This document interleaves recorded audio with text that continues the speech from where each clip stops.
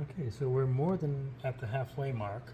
I was able to use that method and pry off quite a bit of it. It's still pretty adhered, but I am at the aft section here, and I am having some really good luck prying this up. Trying to still be careful and not go too fast because I don't want to damage anything. But as you can see, that it's prying off nicely. The wood actually looks pretty good behind it. So again, I'm trying to be gingerly pry this off. Let's see, maybe I'll go on the outside on this one because I can get this flat. You see the blades getting under there nicely. So we have 3 sides done, and that's still crazy hot from the heat gun. The varnish is coming off nicely. So I got almost all of it done, so I'll go in the front and then heat up the bottom and maybe it'll come undone.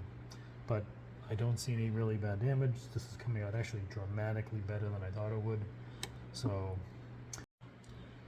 okay, we're back at the front edge. And it's actually, that came up really nice. Actually I got a lot of it before, but it's coming up nicely. So let me cut some of this tape. So I have a little bit of bottom up, so I need to cut some of this varnish because I didn't cut that earlier. I don't want to damage the varnish too much, even though I'm going to do it next year.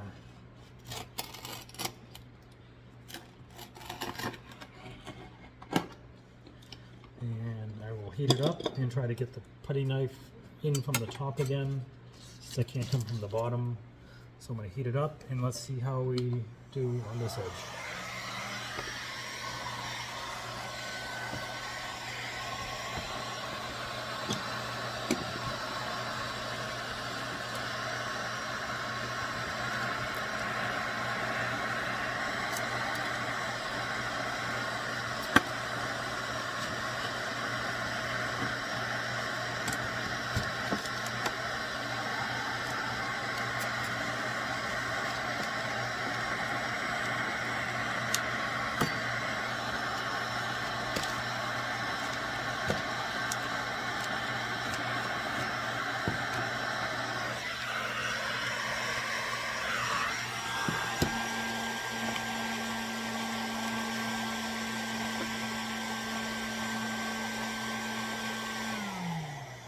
As you can see, made really fast progress on that just by heating it up and putting a little bit of pressure with the 5-in-1 tool here. So this is nice to keep it pried up a little bit of pressure on the glue, and that seems to be helping quite a bit. So I will continue to work around here and get the putty knife underneath it. So I really don't want to damage the wood or the metal. I know I'm repeating myself, but I don't want it to look like an amateur did this. I want it to look like a professional, even though I am far from a professional. We have success. We've got the trim ring debonded from the wood in plexiglass, so now it's time for the reveal. I did not look at this, I just put a screw in there to hold it.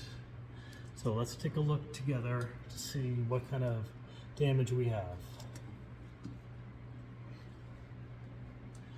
Okay, looking at the trim ring, some wood did come off with it, which is always going to be a risk. But let's take a look at the boat. That's the important part. So initially looking at it,